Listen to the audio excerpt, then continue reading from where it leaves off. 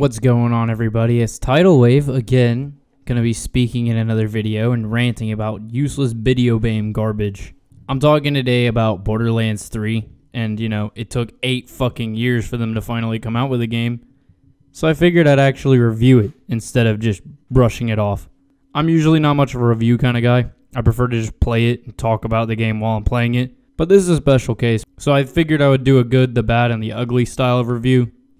Now, I played a lot of Borderlands in my life, so I'd like to think that I know what I'm talking about when it comes to what's good for the game and what's bad for the game and all that jazz.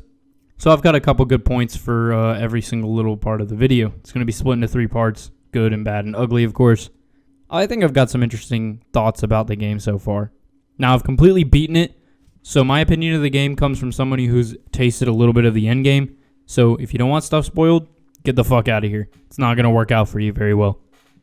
But yeah, without that, I've had a lot of fun really starting up the channel, and this is a really good time to start tackling more of these commentary style videos, and I've enjoyed doing it. Hopefully I can get some live comms going. But before I begin delving into the video, I'd like to point out that I do have a Twitch. If you want to see me play all these games live and talk about them live and play them and dissect them, all that bullshit, go follow me at Tydal on Twitch. Links will be in the description. Alright, anyways, let's get into this shit.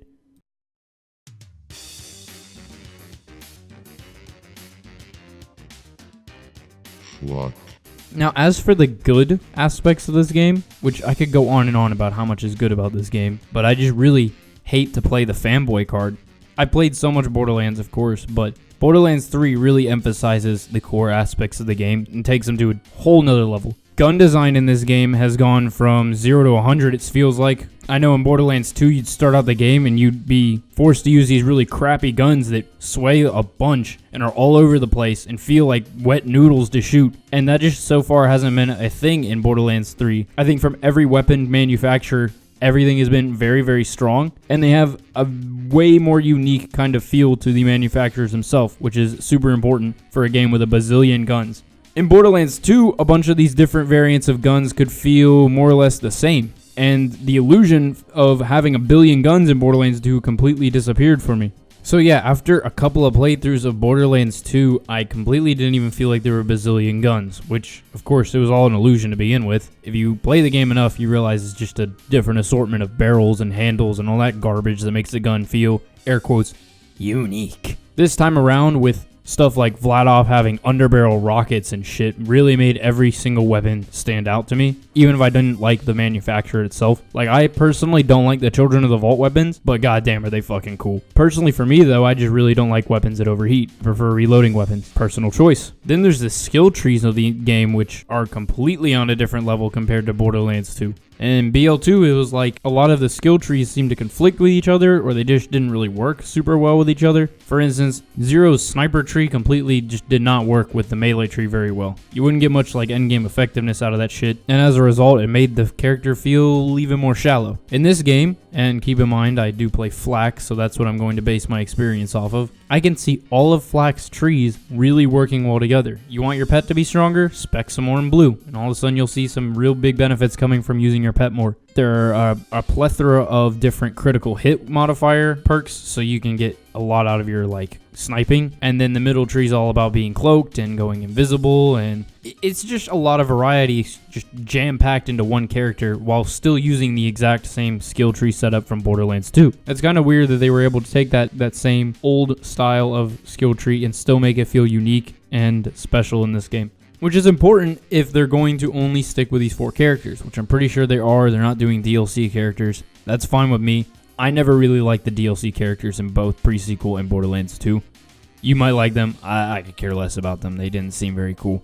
They also did a really good job with the currency system, which isn't a big leap. They already did currency pretty well in Borderlands 2. I like that Iridium is kind of like for the cosmetics and stuff, and you can use Iridium to get anointed weapons. So anointed weapons are just purple weapons that have some sort of special effect to them, like doing more damage while your action skill is out on the field. I feel like that's pretty cool because it got really boring in Borderlands 2 whenever the only weapons that were any good were legendaries 100% of the time. Now it seems like we're going to have some endgame purple weapons, which is very cool. And that brings me to my next point, balance. balance of weapons. So this kind of ties into how the end game works. In Borderlands 2, once you reach like the end game, the ultimate Vault Hunter, third playthrough, whatever you want to call it, you'd basically be forced to use a set of 10 weapons that are legendary or just get fucked. This made the game feel so fucking shallow, and on top of that, if you didn't get those weapons and you were a class that wasn't good, like Axton or something, you were totally not having a fun time. Plus, the subclasses of Borderlands 2 were absolutely all over the fucking place, with the Gunzerker just being completely out of control and really throwing everything out of alignment. It really felt like Endgame was balanced around Gunzerker being overpowered, as in like he was the only thing that seemed to be able to just tank everything, while the other subclasses struggled, or you had to play some real cheese setup and just... It was a whole mess. I never really liked the endgame of Borderlands 2 as much. Now, I actually got a Fl4k to drop for my friend, and he handed it over to me, and I was able to use that weapon for like 10 plus levels over, and that was extremely encouraging. This means that a lot of these legendaries are going to be able to be used in endgame, when in Borderlands 2 they might have suffered or just sucked in general. And then I'm actually going to throw this part into the good section as well, the drop rates. The drop rates for legendaries are very high compared to Borderlands and Borderlands the pre-sequel. So much so that you are able to get about a legendary every 10 minutes if you're on Mayhem mode, which is an endgame feature. Now, a lot of people are saying that this is a bad thing. They like there's too many legendaries dropping. But as somebody who's farmed for 8 hours for one weapon and never gotten it to drop, I think this is a pretty good improvement. On top of that, a lot of Borderlands farmers farm not only for just one weapon, but farm for a specific variant of one weapon, like the Unkempt Herald in Borderlands 2. Most people farmed the shit out of that to get the double penetrating version of it, and that could take anywhere between 30 minutes to 10 hours. So if you really want the best setup, you can go fuck yourself. And then there's the end game, of course, which I've only gotten a little bit of a taste of, but I can tell you that I'm already going to enjoy this a lot more than Borderlands 2. Slaughter domes, for instance, are replayable. You can keep on farming them over and over and over again, which is a huge bonus to if you're just trying to slay out for a little bit, test a build in the end game. And then the way that they deal with damage scaling, you actually have a Mayhem 1, Mayhem 2, and Mayhem 3 mode. I've only really played around with Mayhem 1, but so far it seems like it makes the enemy spawns way tougher and the enemy's a little bit smarter. They shoot a couple more projectiles, but it bumps your drop rates up to a insane amount, where like I said, you're getting drops every 5 or 7 minutes. I like how fast paced it feels, both in loot and in how many enemies you're facing. It really like strains the player to play at their best, which I love. I'm sure I'm gonna have more thoughts on this as I get closer to level 50 and then I play through the game again, but for now I'm really liking the Mayhem modes. It makes me feel like a badass.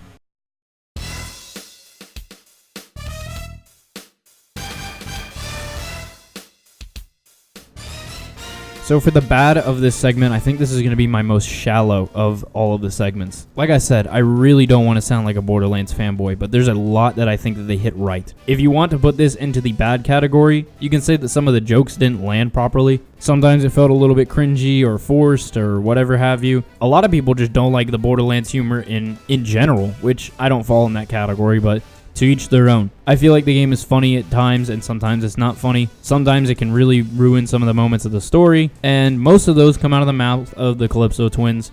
They have the worst humor in the entire fucking game, and I hate when they speak. But more on them a little bit later in the video. Let's just say I have something a little special for the Calypso twins. Another bad thing is that the game sometimes runs a little inconsistently. I had the game running completely perfect for about a day and a half, and then one day it just decided to boot me out of every single game that I was in. I would open up my menu and it would just crash the entire game. I went to sleep, woke up the next day, didn't change a single thing, and it was working just fine. Made no sense to me. And there's the occasional frame drop with a couple weapons and scenarios in the game. But overall, I don't see it really affecting the gameplay too much. Maybe another bad thing for me is the story jumping from arc to arc can kind of be a little distracting. I don't really know where to focus on, what characters are memorable. It just kind of confused me a little bit, but it's not even the biggest gripe. I'm really trying hard to actually give this a balanced kind of feel to things, and I don't want to sound like a super fanboy, other than little minor things like it launching on the Epic Store and stupid shit like that. But anyways, I digress. I'm about to get into the best segment of them all, which is the ugly.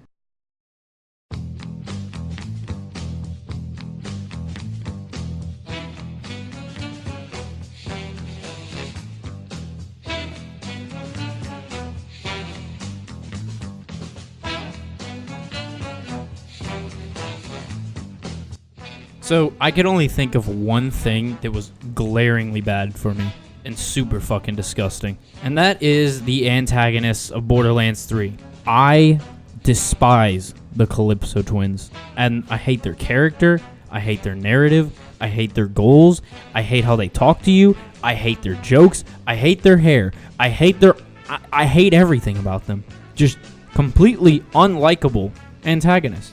I can understand making a character annoying with the intent to make the audience kind of pissed off at them so that you want to kill them, but these guys have no redeeming qualities whatsoever. And the only reason that pisses me off is because Handsome Jack, his character was so flexible that they were able to give him an entire game. The pre-sequel was all about Jack being the hero, and Borderlands 2 was all about Jack being the villain. Not many villains can have two sides of their story like that, and Handsome Jack had that kind of like duality to him. The Calypso twins just feel like over-glorified cam whores, and I don't like them at all. Even their first initial entrance, it just seemed super shallow. They appear out of nowhere, they take Lilith's powers, and then they fuck off. Just kind of emphasizing that these guys are super overpowered and there's nothing that we're going to be able to do to them, kind of ass-pulling their way through the entire fucking story. My favorite way to compare and contrast Handsome Jack is with the cutscene where you kill Angel, and Roland is then killed by Handsome Jack. So, picture this. In the cutscene where Handsome Jack first appears, killing Roland, all that nonsense, Lilith is also there, even though ordered to stay at Sanctuary,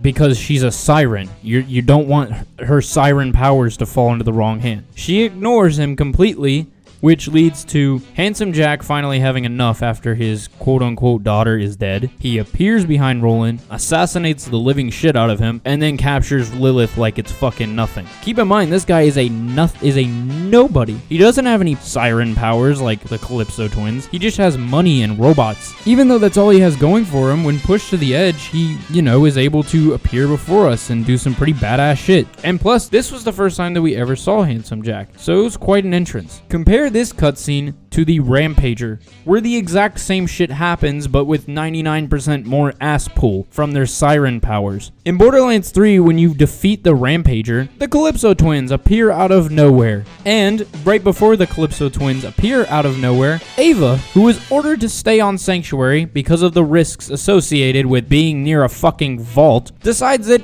I'm gonna come, even though I may or may not be a siren. Maya gets pissed at her for coming, and then the Calypso twins come out of nowhere, and what do? They absorb the Rampager's power, and then Troy just discovers out of nowhere, wow, I can kill sirens. I can absorb other sirens' powers. I didn't fucking know I could do that. I thought I could only absorb from you, Tyreen. How the fuck did I figure that out? How convenient is that? And Ava just sits around whining like a big-headed bitch. The grotesque monster boy avoids the issues. Just what does he plan on doing about the size of Ava's giant head? If I am elected, Ava's head will be removed and filled with I hate her fucking big head. I can't help it. This whole cutscene made me unnaturally hate the fucking Calypso twins. And then I kind of brooded over it, hoping that they would stop kind of with the ass-pulley nonsense. And they do it again. When you fight the next vault monster on Eden 6, I forgot its name, right? They just decide, I'm going to be able to phase lock Tannis out of nowhere. I know it's established that Troy and Tyreen are super powerful sirens, and that Troy probably ate iridium so that he could phase lock that precise. But the fact that he just took Tannis, like, at the snap of it, like, there, done. We got Tannis. That shit's such bullshit. Why didn't they just eat iridium and teleport the Vault Hunters out into space and suffocate them to death? Why didn't they just teleport Lilith to space and kill her? Why not Ellie? Kill her too. Just teleport everybody in Sanctuary out into space and kill them. Why the fuck not if you have that power? So, whenever they write shit like that seems super ass-pully or overpowered, you have to compensate for it. You have to write around it. And this is kind of like, it creates too many plot holes where I can sit here and be like, well, why don't they just do this? Why doesn't Troy and Tyreen do that? It makes the story and the antagonist look kind of fucking ugly. Whereas Jack was this super limited dude. He just had robots, he just had money, and he was pretty powerless himself. So Borderlands 3 actually inadvertently made me respect Handsome Jack a little bit more. My favorite characters in games typically is the villain. I really love a well-written villain over a well-written hero. And this time, the Calypso twins just suck. I don't like them. Their voices annoy me. Tyreen calling me a skag butt makes me want to punch my monitor. I just dislike everything about them. Other than the Calypso twins being an absolute catastrophe of a villain, I'd say that's pretty much it for the ugly section and for this review in general. Now, I don't really like to quantify my kind of video game reviews, but I guess I will. It's kind of harder to put it into words, so I'll just slap a 9 out of 10 on Borderlands 3. Really didn't want to fanboy it. I tried to look as deep into this game as I could, made sure I played through the whole game, had a taste of the end game, and yeah, this game is pretty fucking fantastic. If you're not going to be into this game's end game and grinding this towards the end, I would wait a little bit more for it to go on sale. Then I'd say pick it up for, you know, $20 cheaper or whatever, and it is a fun playthrough. I mean, the guns feel excellent, the characters feel excellent, there's a couple funny moments here and there. I sure hope a lot more people kind of warm up to its air quote flaws. I feel like a lot of people are nitpicking this game and it doesn't deserve it. And of course, we'll kind of see where the end game ends up in the coming months or so. But yeah, that's going to do it from me for this little rant style, good, the bad, and the ugly type video. Now, once again, if you guys want to catch my stuff live, I'm always playing on Twitch. You could catch me talking about games all the time, grinding some looter shooters, grinding some FPSs, whatever I feel like in the day. Links are all going to be in the description. But yeah, other than that, I'd say that's about it for my review, man. Tidal Wave signing off yet again. Appreciate you guys watching all the way through.